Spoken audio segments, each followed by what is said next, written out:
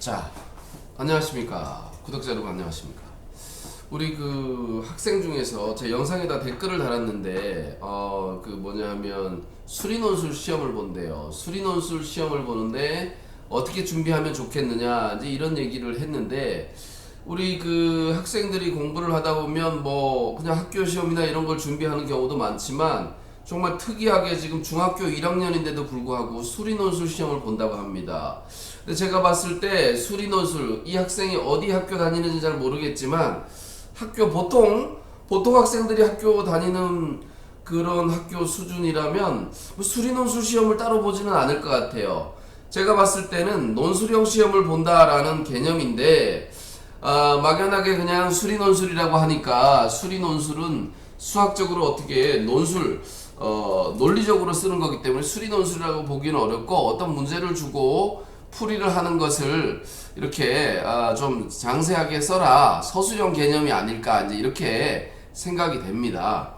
자, 그래서 수리논술 시험을 준비하기 위해서 어떤 과정을 하면 좋겠느냐 이렇게 질문을 했는데, 시중에 있는 수학책 막 거창하게 무슨 뭐 이런 거 읽으면 된다 그런 얘기는 누가 못합니까? 그죠? 그런 거 어디 있어요? 지금 서점에 가서 읽을 시간도 안 되고, 그런 문제를 찾아보려도 힘들고, 없으면 주문해서 사야 되는데 불가능합니다. 그래서 그거는 별로 추천하는 방법은 아니에요. 근데 집에 있다면 읽어보면 좋겠지.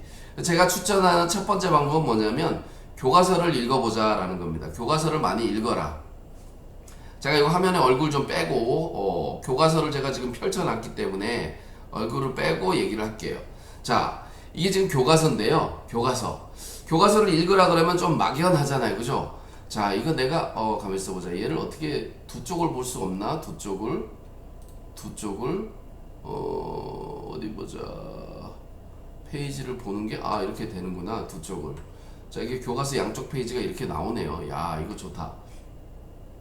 자, 이렇게 지금 두 페이지가 이렇게 나옵니다. 근데 교과서가 이제 책을 펼치면 이렇게 생겼죠. 그죠? 근데 교과서를 읽으면 뭘 보냐? 문제 푸는 게 아니에요. 문제를 푸는 위주로 공부를 하라는 게 아닙니다. 제가 오늘 추천드리려고 하는 방법은 교과서에 있는 일단은 중요한 내용들이 뭐냐 하면 뭘 배울지 적혀 있는 내용들이 있습니다. 그래서 이런 것들이 읽는데 그냥 이렇게 눈으로 읽고 끝 이런 개념이 아닙니다. 글을 읽고 거기 뭐라고 써 있는지 보는 게 아니라 뭐라고 표현되어 있는지. 왜냐면 내가 글을 써야 되거든. 지금 시험에다가 글을 써야 되기 때문에 글을 쓰는 방법을 연구하는 거니까, 여기에 써 있는 글을 그냥 읽는 게 아니라 여기에 있는 글이 어떤 식으로 쓰여졌는지, 논리적으로 설명을 어떻게 하고 있는지 그걸 읽는 게 중요하다는 거죠. 그래서 이런 문제는 볼 필요가 없겠죠. 당연히 이런 거는 볼 필요가 없어요. 요런 거는 볼 필요가 없고, 뭐 요런 거는 읽어볼 필요가 있을 것 같긴 한데 선생님이 이것에 대해서 물을 수도 있으니까.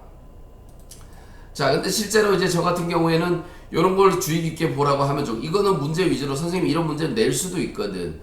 자, 그래서 이 천재 교과서를 보니까 이런 읽을 거리가 되게 많더라고요. 그래서 요런 것들을 읽어보고, 이게 이 책이 어디 나왔는지 있으니까 요 내용 보고 책을 찾아서 그것이 어떻게 표현되어 있는지 서술하는 방법 보고 이렇게 보면 될 것 같아요. 이런 문제를 직접 푸는 거는 별 의미가 없어요.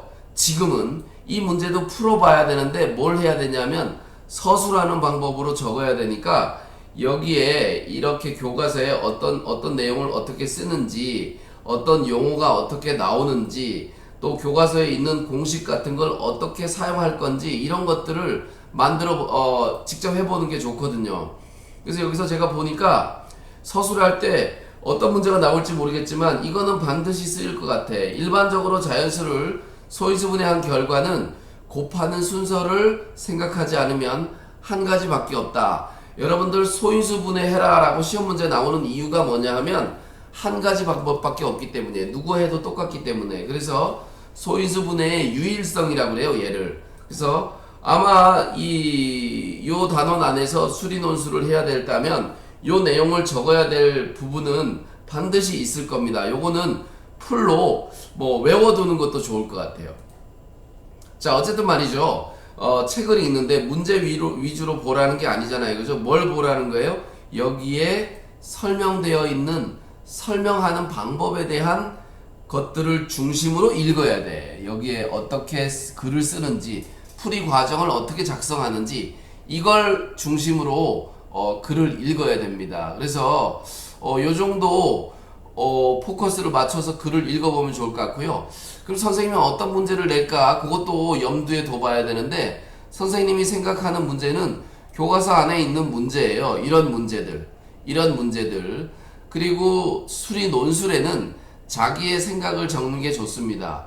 그래서 제가 여기 문제 보니까 뭐 이런 문제가 있더라고. 비밀번호 문제 어디 있지? 비밀번호 어디 있던데? 여기 있네요.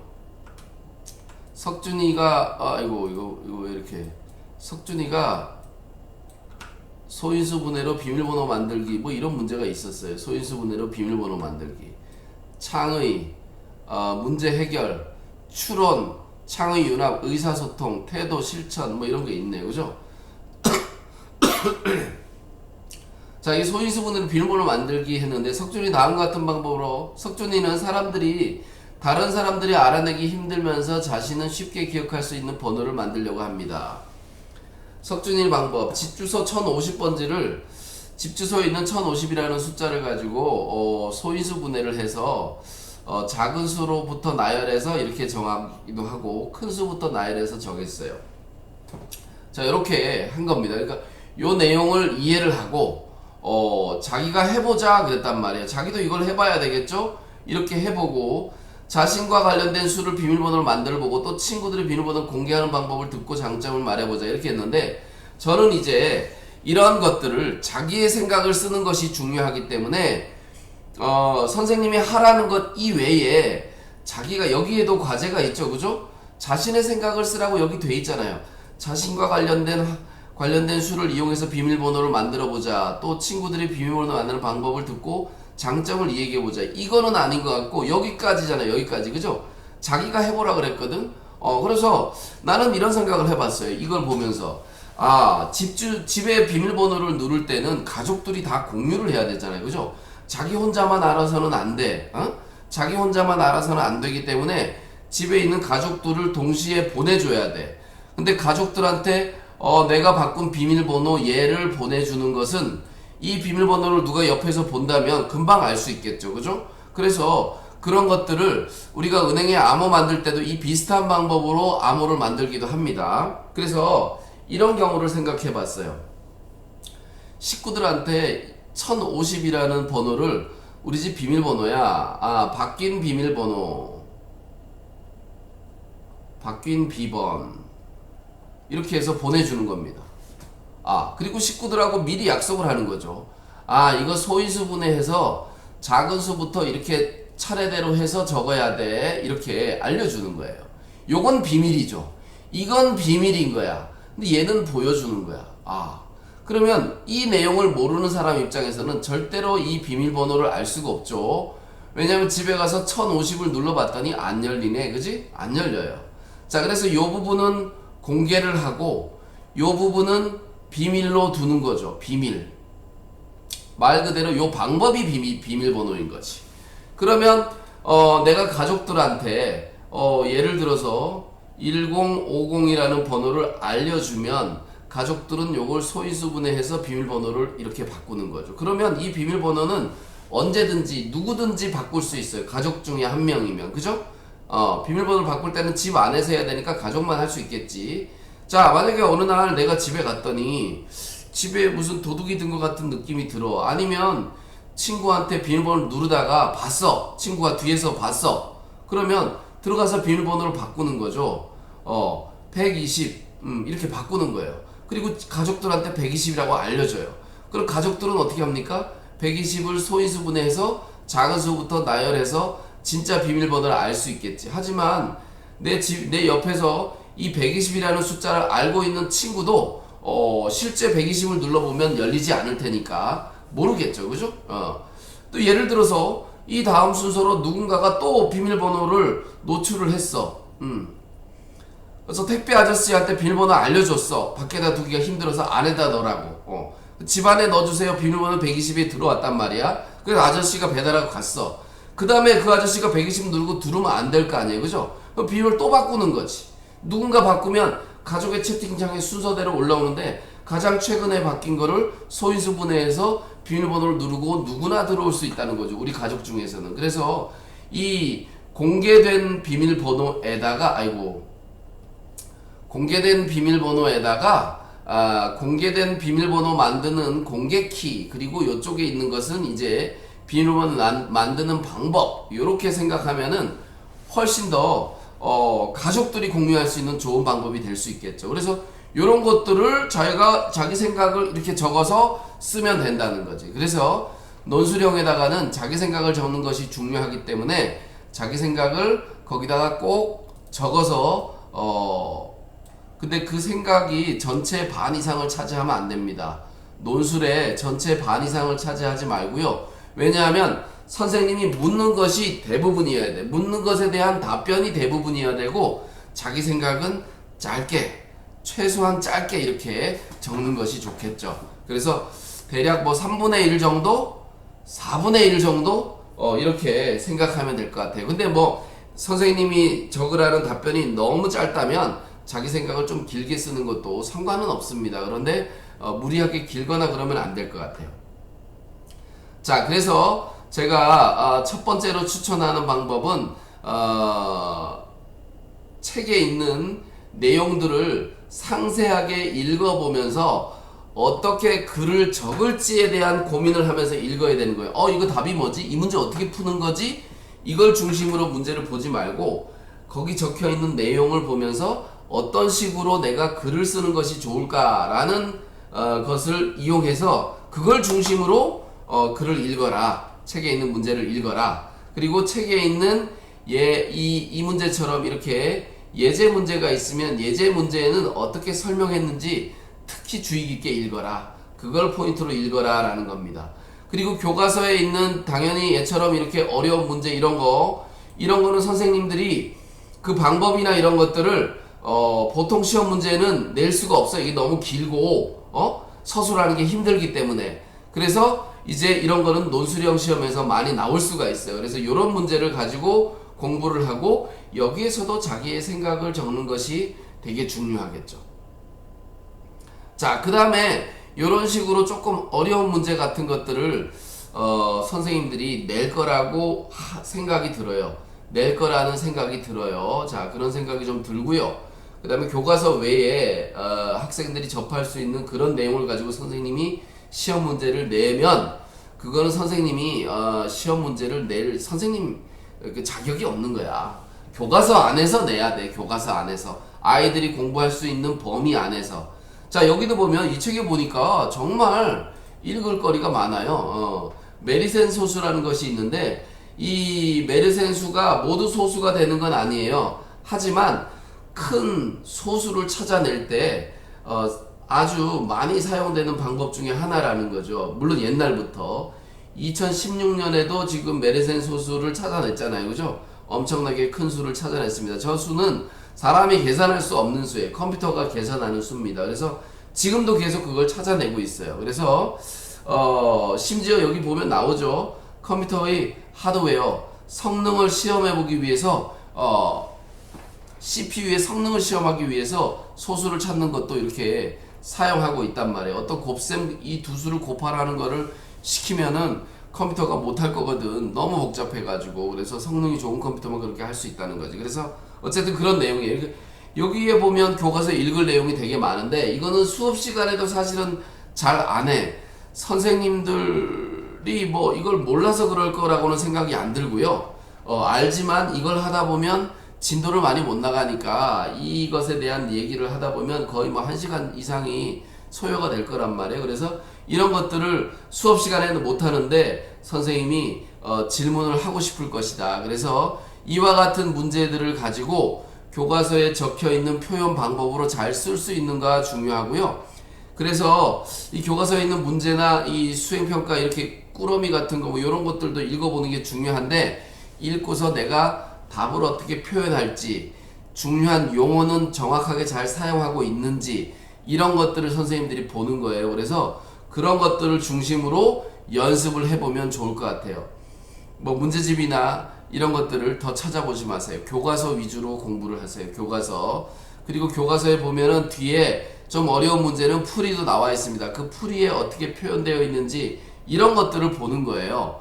풀이에 표현하는 방법들, 그런 것들을 중심으로 공부를 하는 것이 좋을 것 같습니다. 그래서 첫 번째 교과서를 읽어보고 교과서에 있는 문제들을 그 읽으면서 배웠던 그 표현 방법으로 직접 표현해보고, 그리고 검토해 줄 사람이 있으면 그걸 검토를 받은 수학 선생님이라든지 학원 수학 선생님이라든지 이렇게 검토를 해보면서 잘못된 것은 체크를 해보는 게 중요해요. 그렇게 해야지만 내가 다음번에 그 글을 쓸 때 빠뜨리고 그런 것들은 빼고 잘 적을 수가 있으니까, 표현을 정확하게 해서. 그리고 똑같은 내용을 한 번 더 적어보는 것도 좋습니다. 많이 하려고 하면 안 돼요. 많이 하려고 하면. 그래서 그렇게 하면은 수리논술 시험을 준비할 수 있지 않을까 이렇게 생각이 들고요. 선생님들이 무슨 거창하게 논술을 얘기하는 것 같지는 않아요. 수리논술을 얘기하는 것 같지 않고 막 대학 입시나 뭐 이런 거에서 나오는 수리논술을 얘기하는 것 같지는 않고, 그냥 간단한 문제를 조리 있게 잘 설명할 수 있느냐라는 거죠. 그래서 여러분들이 다른 문제 교과서에 나와 있는 예시 문제들을 표현하는 방법들을 잘 따라하면서 추가적인 문제들을 풀어보고, 그리고 교과서에 나와 있는 읽을 만한 것들을 많이 읽어보면서 그거를 어떻게 그 논술에다가 녹여 넣을 수 있는지 그런 것들을 실제로 연습을 한 번씩 해보면 좋을 것 같아요. 그래서 교과서에 나온 그 공식 같은 거 있죠? 이런 거는 반드시 봐야 됩니다. 공식. 자, 여기 유리수 계산할 때는 뭐 어떤 공식이 있을까? 교환법칙, 결합법칙, 그죠? 이런 용어를 그대로 써야 된다니까. 이런 용어들을 이런 용어들을 써야 된단 말이에요. 자, 여기 아이고 이게 자꾸 이게 손 그림으로 가야 되는데 자꾸 잊어버려. 자, 여기 이렇게 바꾸는 것을 교환법칙이라 하잖아요. 그죠? 이런 어떤 내용들을 추가하면서 답을 적어야 된다는 거예요. 예를 들어서 여기에서 이렇게 하는데 이런 걸 계산하시오 그랬는데 나는 어떻게 할 것이냐, 논술할 때는 이렇게 해야 되는 거죠.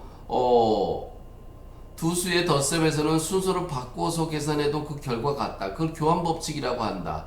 또 세 수의 덧셈에서는 앞에 두 수를 먼저 더해서 계산한 결과를 뒤에 있는 수에 더해도 되고, 뒤에 있는 걸 먼저 더한 다음에 앞에 거를 해도 된다. 그걸 결합법칙이라고 한다. 이 두 가지 법칙을 이용해서 이 문제를 한번 풀어보자. 그리고서 이제 풀이 과정을 쓰는 거죠. 그리고 여기다 덧셈 교환법칙을 쓴다든지 덧셈의 결합법칙을 쓴다든지 이런 내용들을 거기다가 적어두면 되겠죠. 그죠? 자, 그런데 여기 보면은 덧셈의 교환법칙, 결합법칙이 무엇일까? 학생들이 답을 적을 때 그냥 교환법칙, 여기 덧셈의 교환법칙으로 나오네. 덧셈의 교환법칙, 덧셈의 결합법칙, 이렇게 교환법칙, 결합법칙 그 용어를 잘 사용해야 된다는 거예요. 그런 용어를 다르게 쓰면 안 되는 거지. 근데 수업 시간에 시험 볼 때는 생각이 안 날 수가 있단 말이야. 그래서 여러 번 읽어보고 책을, 내가 볼 때는 적어도 한 5번에서 한 10번 사이로 읽는 건 어렵지 않잖아. 그치? 읽는 건 어렵지 않으니까 그 정도 읽어보면서 또 여기 풀이 과정에서 어떻게 해놓은지 보면서 요런 내용들은 어떻게 그 여기다가 녹여서 잘 넣을지 그것들을 직접 작성을 해보는 게 중요해요. 어려운 문제 시험에 안 나옵니다. 어려운 문제 시험에 안 나와요. 근데 책에도 충분히 어려운 문제들이 많이 있어요. 지금 자기 학교 교과서에서 충분히 어려운 문제가 많이 있기 때문에 그런 거 보면 될 것 같고, 교과서에 있는 어려운 문제를 풀어도 되고요. 여기 의사소통이라든지 뭐 이런 문제들이 많이 있단 말이에요. 여기 의사소통 이런 문제들, 그죠? 이런 문제도 있고, 또 여기에 이런 표현 방법들, 이런 거 곱셈이나 나눗셈 할 때의 표현 방법들, 이런 게 되게 중요하다는 거죠. 자, 또 요런 계산들, 요런 것들만 문제를 직접 작성해 보면 돼요. 이거 작성을.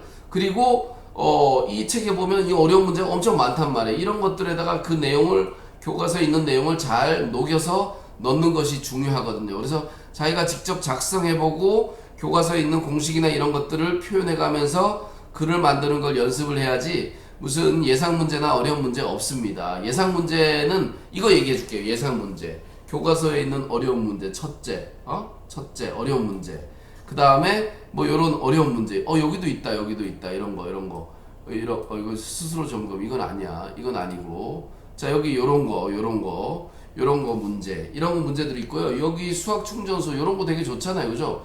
이런 거 다 읽어봐야 돼요. 이게 예상 문제예요, 교과서. 선생님이 생뚱맞게 이상한 데서 내지 않아, 절대로.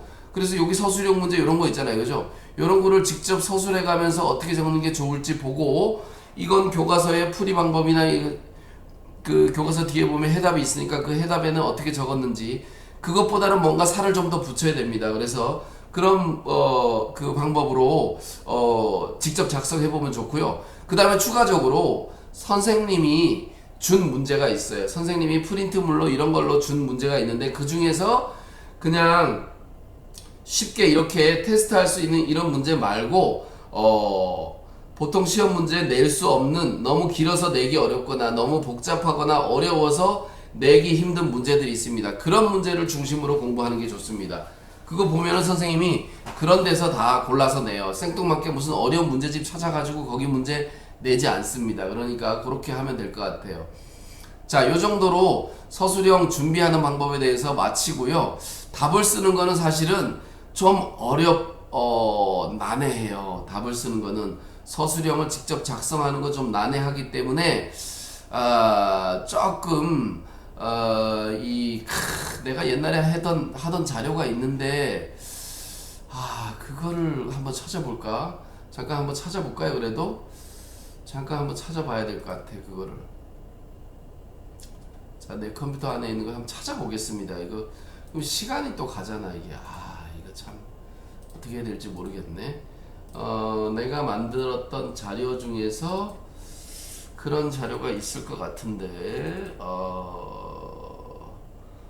수리논술, 이게 제가 옛날에 만들었던 탐구 보고서 여기 있네. 이거는 뭘까? 이거는 내가 이제 자료 정리 중이고, 예전에 만들었던 수리논술, 이거는 자료실. 내가 했던 건데요. 이거는 내가 했던 학원이니까 이런 거는 뭐 되겠다. 제가 만들었던 문제 중에서 이제 이런 것들이 있어요. 제가 수리논술은 중학생들이 수리논술을 직접 작성하는 거는 좀 어렵다고 저는 생각을 하거든요. 직접 작성하는 거는 어렵다고 생각을 해서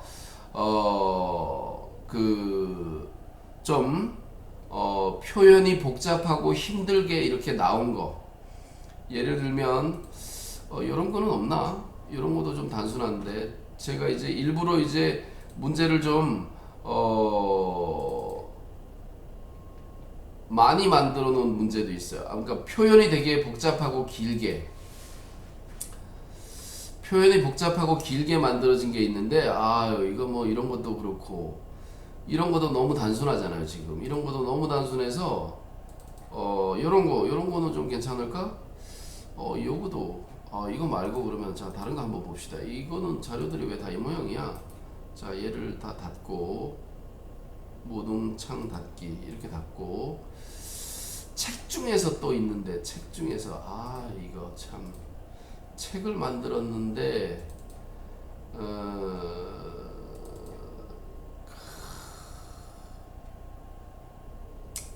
서술형 자료, 서술형 텍스트 교재. 자, 이거 제가 만든 책이었는데, 이거 뭐 어떻게 이걸 줄 수도 없고, 이거는 어떻게 하지? 이거 내가 옛날에 만들었던 책인데, 이거를 시험 문제 이런 거 안 나와요. 그래서 이거를 줄 수가 없어요. 이게 시험 문제 나오는 거라고 생각할 수는 없거든. 답변도 없고 말이야. 정답도 없고. 정답이 지금 뒤에 있으려나? 정답이 답이 좀 적혀 있긴 하네. 이거 뭐 어떻게 해야 되지? 이거 끝도 없을 텐데, 이거. 응? 논술형으로 답 쓰는 거를, 이거 뭐 이렇게 제가 생각했던 것들 중에 하나는 이런 거예요. 이렇게. 왜냐면 중학생들이 논술하는 건 어렵고, 글을 읽고 똑바로 읽을 수나 있나, 여기에 글을 이 복잡한 장황한 내용들을 글을 읽고서 어떻게 할 것인가 이건 제가 만들었던 거거든요. 이거 그래서 내가 여기 읽어보고 거기에 해당하는 문제를 만들어서 이제 자기 생각을 쓰라고 이렇게 했단 말이에요. 그래서 이런 거 야 이거 뭐 여기 이거 좀 인쇄를 합시다. 인쇄해서 올려줄게요. 답도 있을 것 같긴 한데 답이 뒤에 있긴 한데 좀 답이 좀 엉터리로 되어 있을 거예요. 왜냐면 내가 보는 답이기 때문에. 어디까지 할까요? 여기에서 지금 여기 지금 페이지가 지금 4쪽부터 쫙 가서 자연수, 정수, 유리수까지였으니까 문자화식 파트 뒤로 가기 전에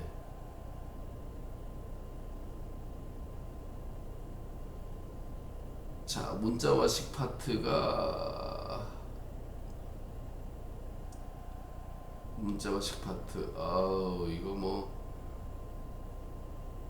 문제 이렇게 많아서 여기 이 친구 이거 공부하는데 더 방해될 것 같아요 지금 이거 이러다가 더 방해될 것 같아 지금.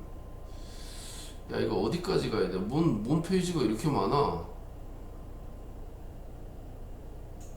여기까지구나 여기까지. 야 이거 4쪽부터 여기 87쪽까지야? 이런 자료를 줘봤자 이거는 뭐 공부하는데 방해될 것 같은데. 4쪽부터 87쪽? 야 이거 뭐 자 이거 그래도 PDF로 인쇄를 해서요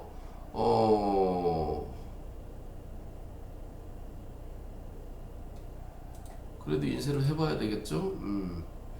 자 이거 너무 많아서 볼 수 있을까 모르겠어요.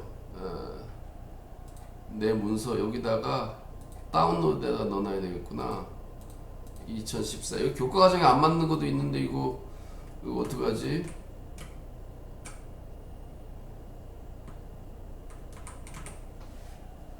자 뭐 수리논술 대비란 서술형 뭐 이렇게 쓰니까 괜찮겠네. 이렇게 해서 자료도 이렇게 줄 수 있겠네요. 근데 교과서가 먼저예요. 교과서 읽고 표현하는 방법 배우고 거기에서 맞게 이제 이렇게 하면 되겠죠. 그죠? 자, 이 자료는 어디다 올리지? 이 영상에 보기에다가 바로 링크를 걸어 버리겠습니다. 영상에다가 바로 링크를 걸겠습니다. 그래서 이렇게 이 문제를 서술형으로 써도 답을 내가 봐줄 수가 없잖아. 그리고 이 친구가 이거 다 제대로 풀지 못할 수도 있는데 이걸 어떻게 하지 이걸? 응? 이거 참 답은 줄 수도 없고. 이 자료 줄까요 이거? 어디 봅시다. 답도 있겠지. 답도 있을 텐데 한글 다시 봅시다. 자, 이 4쪽부터 답이 다 있지는 않을 거예요. 제가 왜냐면 이걸 교재 작업을 하면서 만드는 중이기 때문에 답이 다 있지는 않을 거고, 여기에서부터 84쪽까지 있겠네. 125에서 문자와 식이니까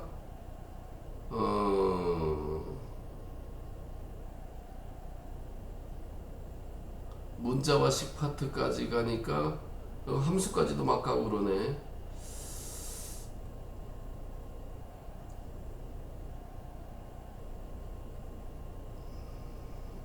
이 답도 또 서술형 답도 아니잖아. 그치? 서술형의 답도 아니기 때문에 이거는 자료는 공개를 하고 곧 지울 겁니다. 곧 지울 거예요. 자, 125에서 135 인쇄를 해봅시다. 페이지 125에서 130 이 정도면 될 것 같은데.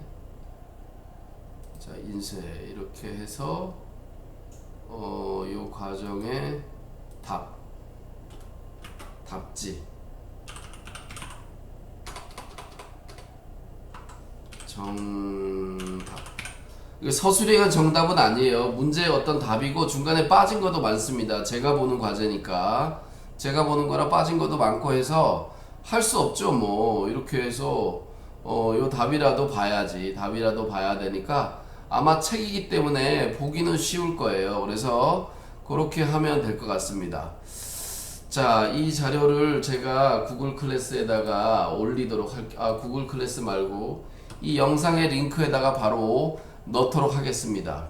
자, 그런데 이 자료보다는 교과서를 읽고, 이 자료보다는 교과서를 보고, 교과서에 있는 문제를 풀고, 선생님이 주신 문제 중에서 좀 어려운 문제나 좀 과정이 긴 문제 이런 것들을 본인이 직접 서술해보고 이게 먼저고, 그러고도 혹시 시간이 남으면 이 문제들을 한번 보시기를 바랍니다.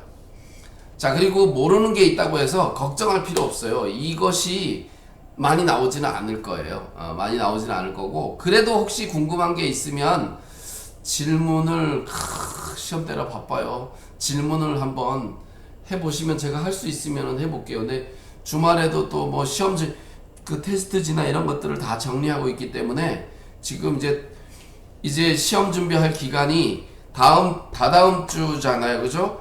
6월부터는 시험 대비 그 구글 클래스를 해야 되기 때문에 제가 거기서 지금 할 수 있는 자료들을 정리하고 있거든요. 그래서 좀 바쁘긴 한데 혹시 모르겠습니다. 뭐 이렇게 그냥 짧게 영상을 만들어도 금방 할 수는 있으니까. 자, 여기까지 하고 마치도록 하겠습니다. 감사합니다.